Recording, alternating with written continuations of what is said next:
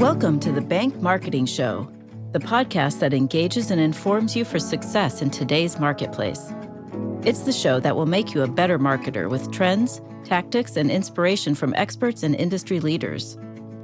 If you're wanting to impact your personal success and position your bank as the best choice in your market, you're in the right place. Now let's dive into today's show with your hosts, Chris and Dan. Hello, everybody. Welcome to the next episode of the Bank Marketing Show. And as we've been talking to you about through our Major Marketing Challenge series, we've got a number of great guests lined up for you guys. And this is the beginning of that, and really excited about our guest and the conversation today. Is it's really going to be relevant to all of our listeners, relevant to brand, lots of things. So we're excited about this one. So first of all, how are you, Dan? I'm doing all right. Yeah. So Dan Oval is our co-host, and we'll let you welcome our guest. Yeah. Today I'm excited to have Jeff McCarthy on. Welcome, Jeff. Hello. Hi guys, how you doing? Good. Great. Good. It's good to have you on. Jeff is the Senior Vice President and Marketing Director at Bank 59, which is a roughly, my list here, 1.8 billion in asset bank up in Wisconsin. And I'll let you give a little more about your career here, but we're going to talk today through kind of your rebranding journey. You've been doing some great things at the bank. Been there, over 10 years? Yeah, a little over 10 years now. Yeah. So I'm excited to kind of get into the details here. I know we were just talking. It's as we've done rebranding episodes on this show, they're usually some of our most highly downloaded ones. I know this will be a exciting topic. So welcome again. Tell us a little about your career and all the stuff you've kind of gotten involved in and in your 10 years at the bank, kind of what led you to, I know you weren't always a bank marketer. So kind of how did you end up in this boat with all of us? And yeah, we all grew up wanting to be a bank marketer, right? When we were in kindergarten, that's what we all wrote down. Thanks again for having me on today. I actually started my career working for various ad agencies and kind of worked my way up the account management side, starting as an AE, working all the way up to account director, and worked for several different agencies here in the Milwaukee area. And I don't know, must have drawn the short straw because I kept having banks as clients. And, you go to ad agencies and people think banks are boring to work on because they're heavily regulated and you can't do any good work and you can't be creative and all that, which obviously I would argue is false. But that's certainly the perception that a lot of ad agency people have. And about, 11 or 12 years ago, just decided that I didn't want to work for an ad agency anymore. I wanted to do something different, and, thought about my own experiences and what I knew and what I thought I was good at. And again, had all these banks as clients. So started looking for a marketing director role at a bank, and found this one, and am so fortunate that I did, because it's been a great move for me. And I have a great team here, and I've really enjoyed literally every day that I've been here. So it's been a great move for me and my family, and really proud of some of the work that we've been doing. That's great. Yeah. I also come from the ad agency world, and, similar thing. I relate a lot to that. Like, found myself working with a lot of banks and just kind of went down that path. So, the good thing is probably everybody listening knows that actually working within the banking vertical is actually more challenging. It's not boring. But because we have some lanes to run between sometimes, and every bank sells money, and you take those two considerations, you're like, okay, well, how are we going to market successfully? So we all know, Jeff, that the truth is it's actually considerably challenging. Really great. You're absolutely right. And I know we'll get into some of this with our branding discussion, but to your point, we basically all sell the same things, right?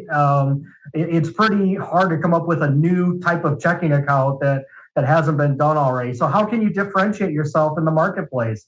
How can you get into that consideration set for the customer when they literally drive by 10 of your competitors every day on the way to work? It's a significant marketing challenge. But I don't know. I find that we can have a lot of fun within that space too. You can't just be boring and expect to stand out. You got to do some creative things. So yeah, I really enjoy it. Well, so tell us a little bit about the bank today. Like, tell us who Bank 59 is and what paint that picture for today. Yeah, Bank 59 is a community bank headquartered to the west of Milwaukee, Wisconsin. So almost halfway between Milwaukee and Madison, if people know where that is. We were founded in 1859, and so we are the second oldest chartered bank in the state, founded right here in Oconomowoc, where we still are. Yes, Oconomowoc has 5 O's in it, so I don't think there's a spelling test later, but maybe I'll see if you guys can figure that one out. But those of us with a real Southern drawl might have a tough time with that one. Right. So really, really proud of the organization. As I mentioned, 14 branch locations throughout Southeast Wisconsin. We should eclipse $2 billion in assets this year, which we're really excited about. It's been a period of real growth since I've joined. Now, I would argue it's all the good marketing, right? But we've got a really great leadership team here. I tell people all the time, if you're in banking, you go to conferences and there's always sessions on how marketing and retail can work better together and how marketing and compliance can work better together. And I don't ever have to go to those sessions. I'm really great friends with both of the gentlemen that lead those initiatives here at our bank, and our teams work really well together, and it's a really collaborative effort. So it makes my job that much easier that I'm not fighting a ton of internal fights all the time. And I'm part of a team that's all kind of singularly focused on serving our customers and our communities. Also really proud of just the internal culture here. We've been a top workplace for 14 straight years. We're one only of a handful of companies in Wisconsin to have earned that recognition, and a best bank to work for by American Banker magazine. So our employees are generally very happy here, a lot of longtime employees, and a lot of third and fourth generation customers as well. Having been around for 165 years, people tend to stick with us. So a really good place to be, and love coming to work every day. Love it. So, Jeff, you guys peeling back the curtain for this episode about the rebrand and how you guys really did a transformation as a community bank. Can you take us back and kind of paint the picture of before the rebrand and what you looked like, the why, and kind of what was the turning point? I can, and it's a funny story. So the company when I joined it was called First Bank Financial Center. And not only is that a handful, but center was spelled CENTRE. So we were really fancy too with the way we spelled it. So I inherited that when I started. And it's funny, I remember to this day, in the interview process, our CEO said to me, now, if you join us, the one thing I can't have you do is come in here and suggest that we rename the bank. Like, it is what it is. You just got to deal with it. I said, okay, no problem. So I always tabled that. Our logo colors were burgundy and tan. Of course, it had a number 1 in it.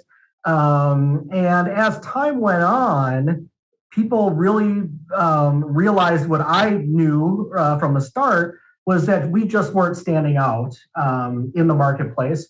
We were one of 22 first banks in the state of Wisconsin, one of a couple hundred around the country. And there were a couple of things that really were problematic. One, we are a very significant SBA lender around the country, and we were running into other first banks around the country. So there was a lot of confusion there. And even in our own marketplace, there was another bank that had First in their name who moved into one of our markets. And they were also burgundy and tan. And funny story, there was a Sunday where the police got an alarm in this community that there was an alarm going off at a bank branch, and they showed up at our branch and they called the security officer, and security officer's looking and she's like, I don't see our alarms being triggered. Well, it was actually this other bank down the street whose alarm had triggered. So even the police department were confused as to which first bank are we going to, and that was kind of the last straw. I was like, okay, there's definitely too much confusion here. So, I was thrilled when that decision was made, and I was called into our CEO's office, and along with the CFO, the original ask was actually for me to put together an RFP to find an agency to help us rebrand. And I gave it some thought, and I went back and talked to him, and I said, look, before we do this, would you give me a crack at it with my team here? And I said, all it would cost you is time, but it might save you a significant amount of money. And just let us take a crack at it and see what we can come up with and see if you like it. And fortunately, they said yes. And so at that point, my team and I were off and running. That's great. And that story is pretty funny. We talked to a lot of banks that there's market confusion, but I've never heard, the police were right. confused with the two. Yeah, if the cops can't find you. Yeah, that's a great story. Yeah. Yeah, when even the police can't tell you apart, it's time to think about doing something different. Man, and Jeff, even as an agency, looking over our client list that's across 15 states, I can't tell you how many first something, citizens something, and yes. Hopefully for each geography, for each one, there's some differentiation there, but you're absolutely right about that. Well, I think it's really interesting to think, as all these bank charters were, made 100 years ago, being the first at something was that was, what everybody was trying to be differentiated with. And now there's just so many of them, and that's not how people, trust is built in a much different way in the internet age. And it's amazing. It's a historical, marker of people just don't care. People don't care about the 100 some odd years in business anymore. Like they used to. People throw their money at fintechs have been around for 6 months, and just that whole basis is different. And so it really comes back to the brand. I mean, there's a reason for the first 159 years that your bank was around to keep that name, and then just in the last couple, it's changed. And I know we'll get into results, but I know you're probably not looking back anymore. No, it's funny. I now get questions of what was your old name? People have completely forgotten it. And it's been, we're coming up on 4 years now. Okay. But that also reinforces how bland and how unremarkable that name and identity was. I mean, people literally do not remember it. So, that just, again, as time goes on, reinforces our decision to do something different. Yeah. Well, Jeff, step us through that process a bit. Your internal team handled it, but kind of tell us how that process went, what you did. Yeah, I think, the first thing was I said, oh, crap, they gave it to me. Now we got to actually get to work. Part of me wasn't sure they would actually trust me with it. But no, it was a very exciting time. And I kept it very close to the vest as we started for a couple of reasons. I don't know how it is where you guys are, but here in Wisconsin, and this has still continued to this day, a lot of bank mergers happening, a lot of bank acquisitions happening. And we didn't want to scare our employees or our customers that this was part of a merger or an acquisition. Our board is very committed to us staying an independent bank, just as we have for the last 165 years.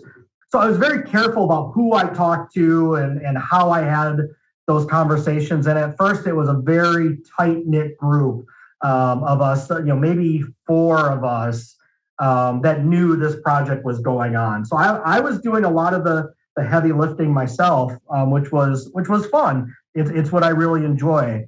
So I started with a couple of different things. And the first thing really was doing a lot of research on the company itself. We have 100 and, like you said, at the time, 159 years of history. What was this bank all about throughout the years? What are some remarkable milestones that we hit? What are some things that are differentiating about us that other people can't say? My whole thing, my whole mantra through this whole thing was, we have to come up with something that nobody else can replicate, that nobody else can duplicate. If we're going to go through this process, we don't want to be just one of several somethings anymore, because that's what we were. So a lot of research into the company. Did a lot of research into our home community itself.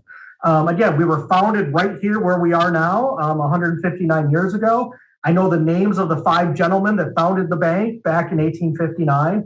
Well, let's research them. Let's research the community. Are there some things around that we can hang our hat on?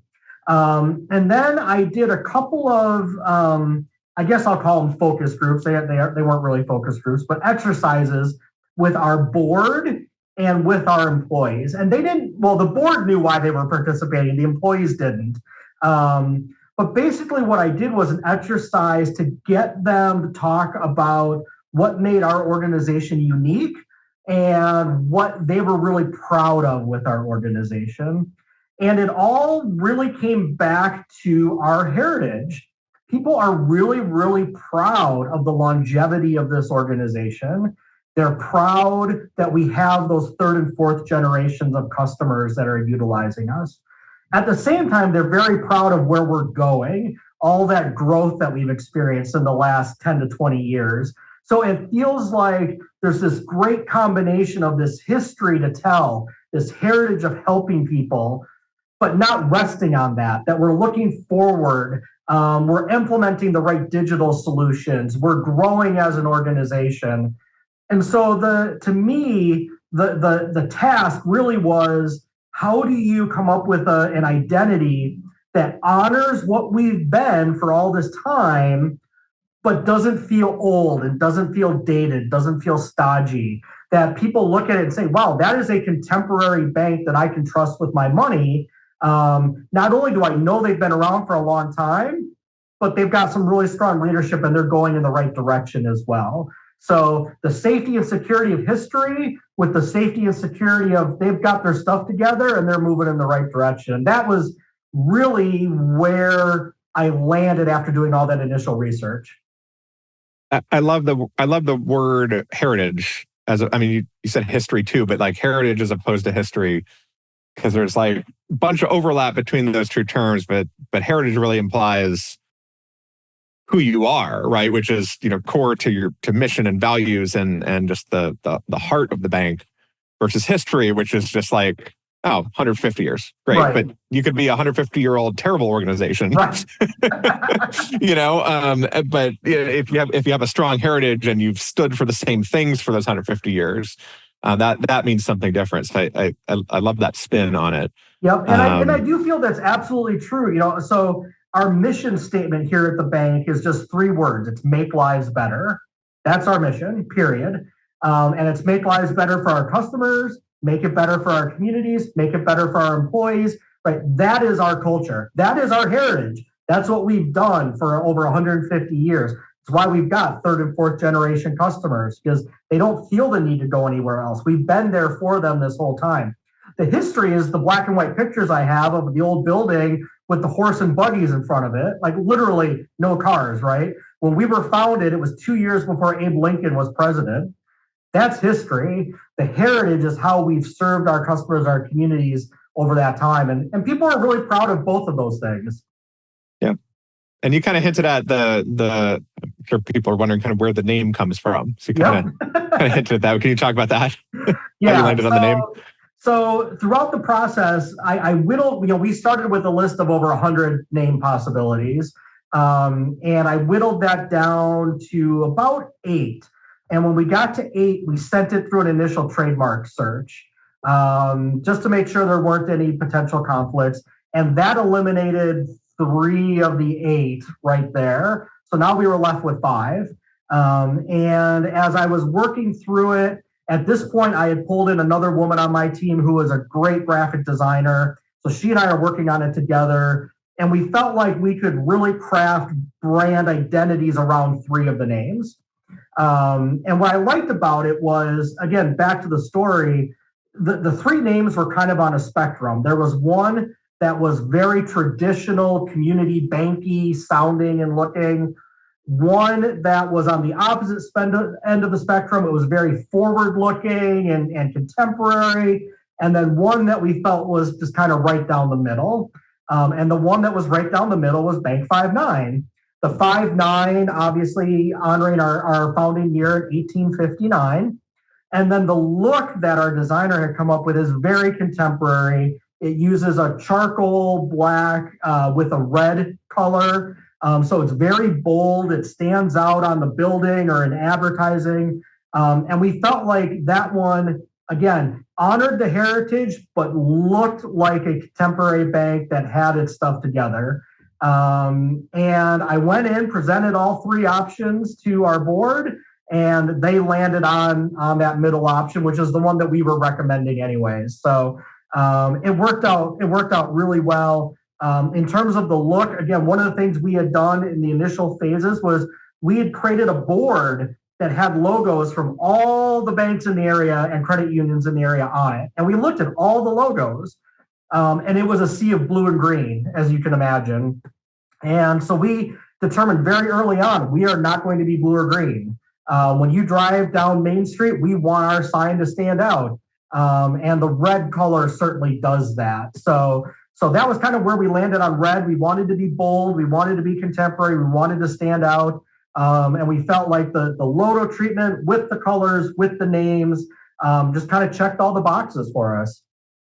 So a lot of banks are going through this process or afraid to rebrand. I mean, and your bank was too. I mean, maybe afraid is too strong of a word, but just either afraid or, it's off the table for whatever reason. So how was the discussion? I mean, you had some really good reasons for starting this process, but, was there a fear of alienating existing customers? Or, I've also heard like, hey, if we rebrand, people are going to think we got acquired because there's a lot of M&A going on. How did your team, your board, think about that stuff? And did you have a sense of how customers would react? Yeah, we absolutely thought about that. And so I drafted basically a list of talking points that was given to our board and given to every employee in this bank. And the talking points were very specific around what this brand change means to you and what it doesn't mean to you. And the doesn't mean was almost more important, right? And we were very specific that your location is not closing. The bankers that you've worked with are not leaving. The executive management team is not leaving. We are not merging or being acquired. This is a way for us to ensure that we remain relevant and successful for decades to come. So, Mr. Customer, if you like what you've experienced with this bank, rest assured that this is a good thing for you because we're setting ourselves up for future success. Mm-hmm. We are setting ourselves up to remain an independent bank. We want to be competitive for years to come, and this is a necessary move, in our opinion, to ensure that we can do that. And so we gave all of the employees on the board those talking points before we released it to the masses. And then when we announced it, we outlined all of that again for our customers. And out of 30,000 emails we sent out, we got 5 negative emails back. That was it. Most people felt like it was no big deal. Like, great, okay. Does this affect me in any way? No. Okay, great. Call yourselves whatever you want. Yeah, account number stays the same. You're good. Right. Yeah. But I will tell you, the board was so nervous about it that before we got to that point, I actually hired a research firm and we did some research, blind research in our communities where we asked people, it were just phone interviews, if your bank changed its name, but nothing else changed about it, would you be likely to leave the bank, likely to stay with the bank, that kind of thing. And the research overwhelmingly came back that I'm fine. As long as nothing else is changing, I'm good. And that research really gave our board some peace of mind that, okay, we go through this whole thing and everybody's going to leave the bank because they hate the new name. That's not what the research showed. And certainly it didn't play out that way either. And the negative emails we got back were things like, I don't like this, or, well, that's dumb. There's all still customers of the bank, right? But sometimes people want to voice an opinion, but overwhelmingly, nobody really had a concern because I feel like we did a really good job of explaining to people what it meant. It sounds like from your talking points and the way that you did the process from the board all the way to frontline staff, that you explained the process and you gave reasoning for it. You, meaning everybody at the bank. And it sounds like that was the messaging, was kind of that, here's what we're doing in the explanation with it, that we weren't bought out. We're saying that, we're modernizing for you, part A, and then part B, the reason for it is that, it's us getting better for you to move into the future. And man, that's I guess that's reassurance. Yep, it is. And it's funny because that is counsel that I give other people who are thinking about this is, really think through what is the reason for the rebrand. Because not only does it require a lot of customer communication, but it's a big expense. I mean, depending on how many branches you have, think about everything that you have that has your name and logo on it. Digital assets, letterhead, brochures, logos on buildings, employee wear, all those things have to be replaced.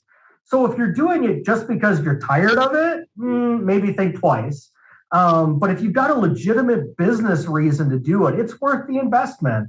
I will tell you, for the first year or two after we rebranded, I'd have people come up to me and say, oh, I saw you've got a branch in Brookfield. When did you move there? Oh, we moved there 10 years ago. You just never noticed it before because the sign was tan and burgundy and it blended in with everybody else. Comments like that where we just knew almost instantly we were getting better recognition in our communities. So really think through, if this is something you're thinking about taking on, is there a legitimate business reason why you think you need to do this? Because if you go out and say, well, we just did it because, well, that's not really reassuring to people. But if you have a legitimate business reason and you can explain why and that it makes sense to everybody, I think people are really willing to go along on the ride with you. Jeff, it sounds like you were really deliberate about that relaunch campaign process. Can you give us a little bit of insight into that? Yeah, there were a couple of things that we did. Certainly, well, I should say, once we were ready to go, we announced it internally at our all-employee meeting that we have once a year, every year. And it's in February. And so we got everyone together. And again, because everybody was in the same room, our CEO and I got to get up on stage and again, explain to everybody, this is what it is. This is what it means. You're hearing directly from us. This is the story. And this is the story we want you to tell people. And then we gave everybody a little bit of swag to walk away with at the end of the day to get them excited about it. But we knew the minute we told them, it would get out, right? So immediately that next morning, out went the press release, out went the customer emails, out went the letters to customers for those who don't have email, so that we were first to the punch to be able to, again, tell that story. We didn't want our competitors to say, hey, did you hear what's going on over at First Bank? Sounds like they're in some trouble. They're changing their name. No, we wanted to be the first ones to tell that story. So we were very deliberate about making sure that communication immediately followed the announcement to the employees so that we owned that story. But then the other component of it was, how do we kind of shout to the market this new name? And I was very fortunate that at this time, as we were going through this, the Wisconsin State Fair, who it happens in Milwaukee every year, so 20 minutes from our headquarters, was looking for a new sponsor for their main stage. free entertainment stage on the grounds. And we jumped on that. And what's funny is actually when I signed on the dotted line, they didn't even know we were changing names. They thought this was going to be the First Bank Financial Center Amphitheater. We immediately, so we announced the name change. I immediately called them and said, guess what? It's going to be the Bank 59 Amphitheater, and here's what we're doing. That sponsorship with them gives us over 40 million name and logo impressions every year here in Wisconsin. So I was very fortunate that timing worked out, that it gave me a megaphone to shout to the local community, Bank 59. And we're entering year 5 of that agreement, and it continues to pay dividends in terms of increasing our visibility. But yeah, it was a very deliberate process. Again, just over communicating as much as we could. And another thing we really like about it is when somebody walks into our branches now and says, oh, Bank 59, what does that mean? Or Bank 59, why are you called that? Well, now you've just given our bankers permission to tell you our story, because it's all about our heritage and our history. So now, rather than having to try to find a reason to tell our story, people are literally asking, why Bank 59? Well, thank you for asking. Here's what we're all about. So well, we were the first financial center in southeast central Wisconsin 165 years ago. One over there? Well, they were first too, but they were first somewhere else. So yeah, it's worked out really well for us. That's great. So you're a couple years out now. It sounds like the experience has been great. I mean, all positive stuff. What do you have? Do you have anything? Can you share anything else about that? Results, or I don't know if you've done more research or anything that's specific. But looking back, would you do it again? I absolutely would do it again. And there's a couple of things that make me smile. One is comments from people when they say, "God, I see you guys everywhere."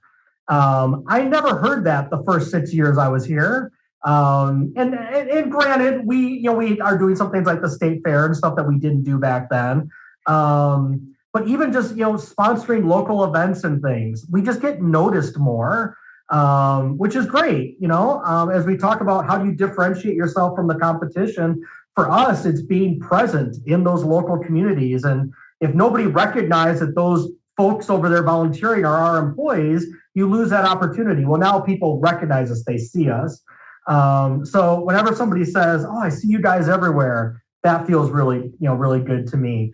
Our chief lending officer, who manages all that SBA lending, has been very complimentary. He says it's easier for him to tell his story around the country now. And again, people don't ask him, "Well, which first bank are you that does SBA lending?" No, Bank 59. We're the only Bank 59. It's trademarked. It hangs on my wall. We are the only Bank 59 in the country. We will always be the only Bank 59 in the country.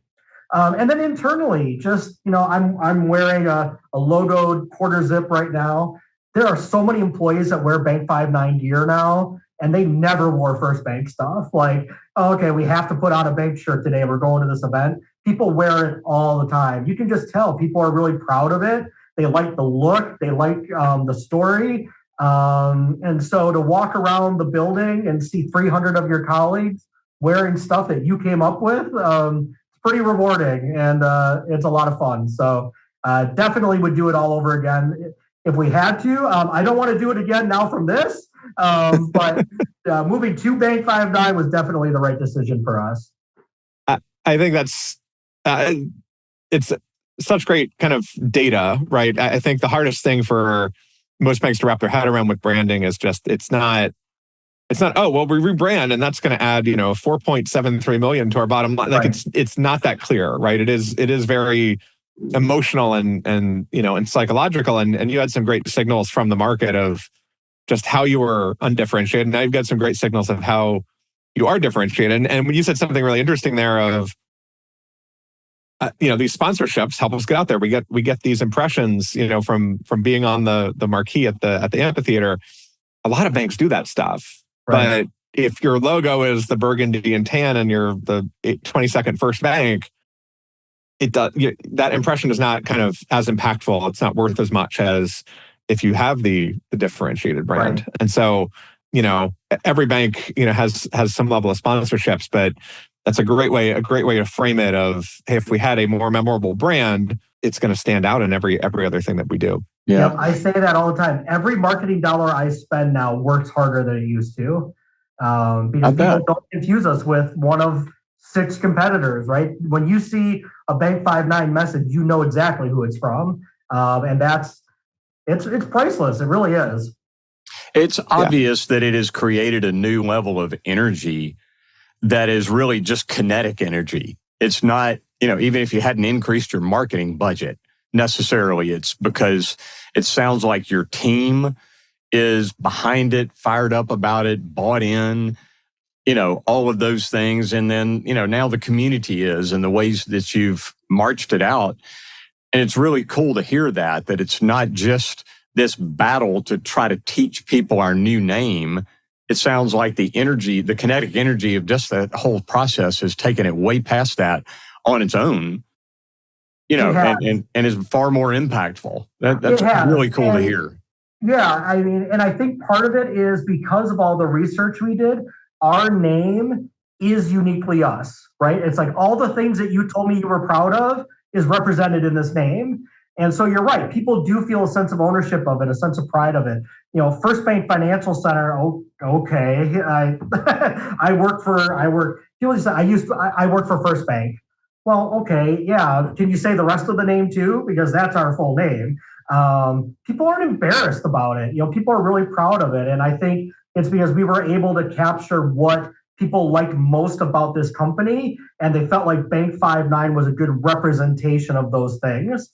It felt like us when we launched it. So I wasn't asking people to do anything they weren't already doing, right? I'm just asking you to tell our story now, and people are asking us to tell our story. So what a win.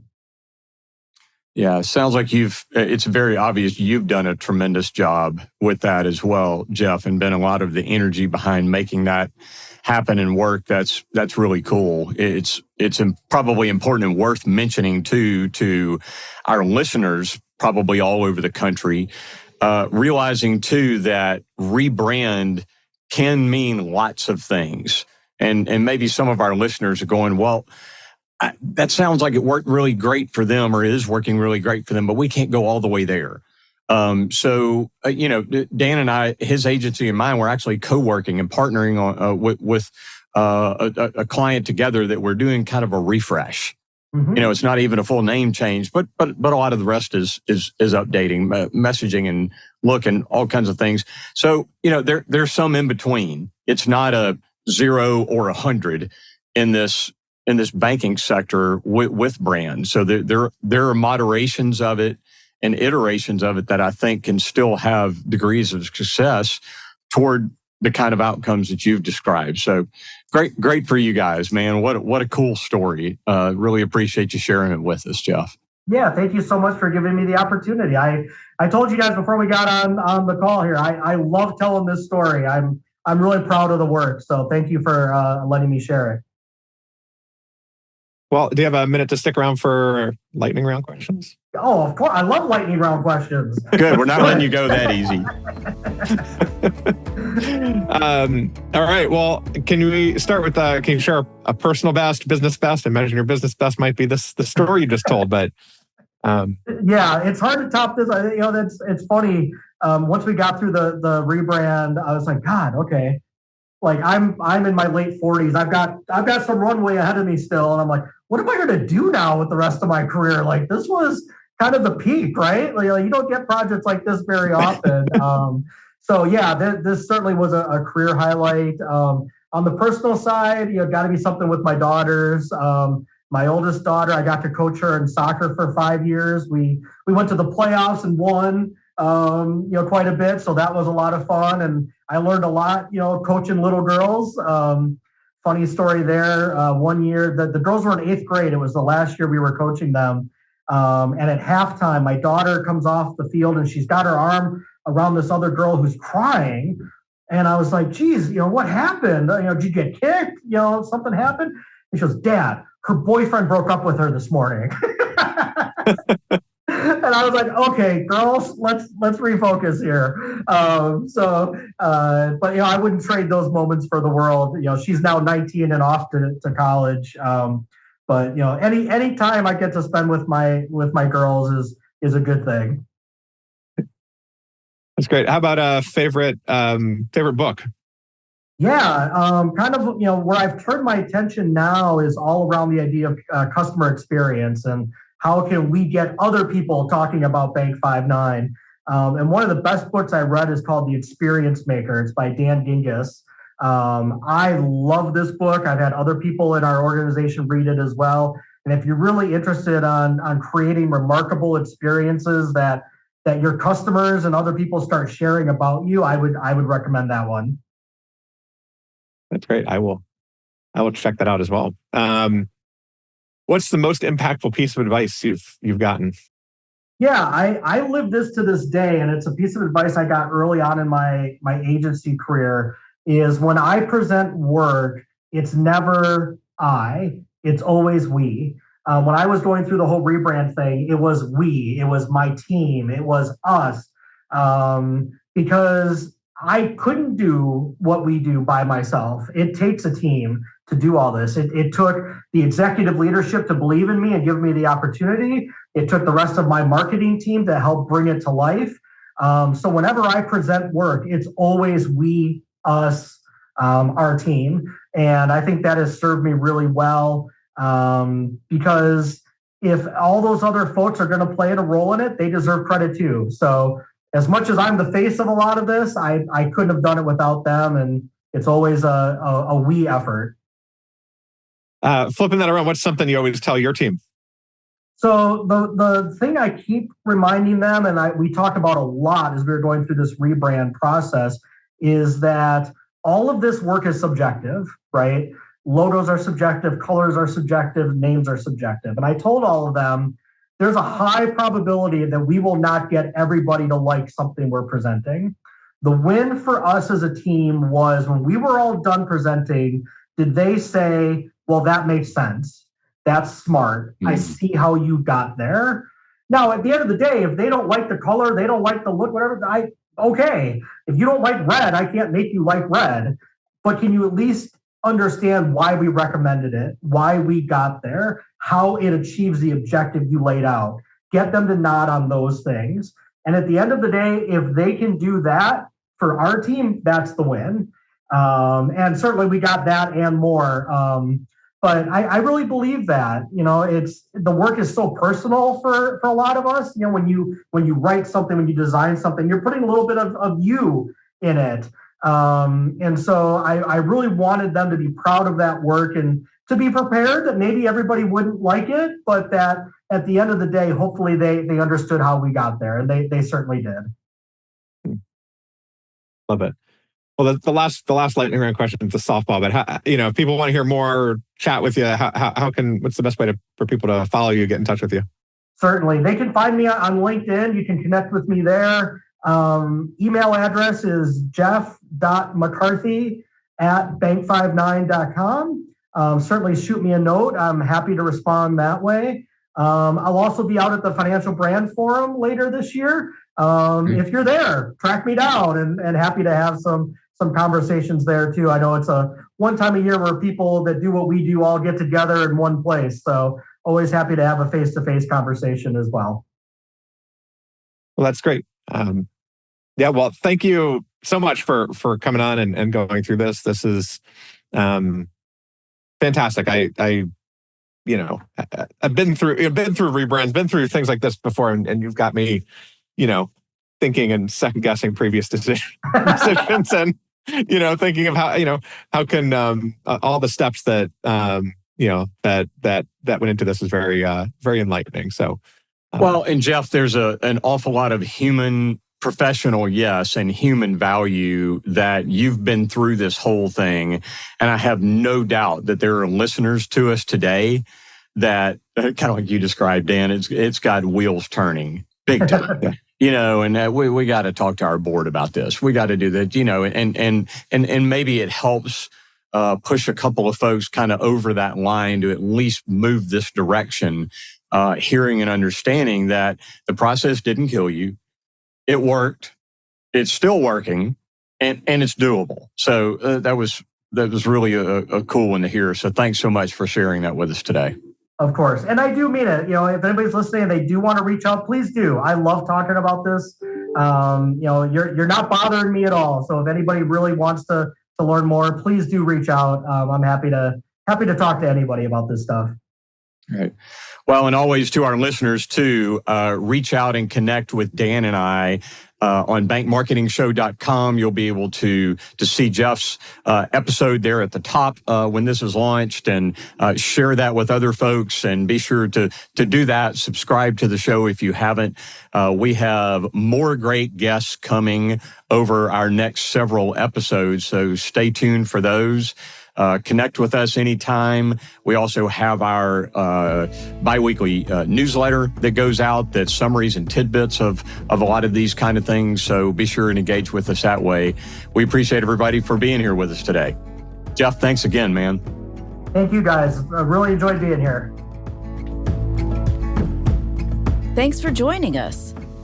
To go deeper or get access to some of the valuable nuggets from today's show, go to bankmarketingshow.com. There you'll find episodes, links to resources, and much more. Be sure to subscribe wherever you find your podcasts. And join us next time.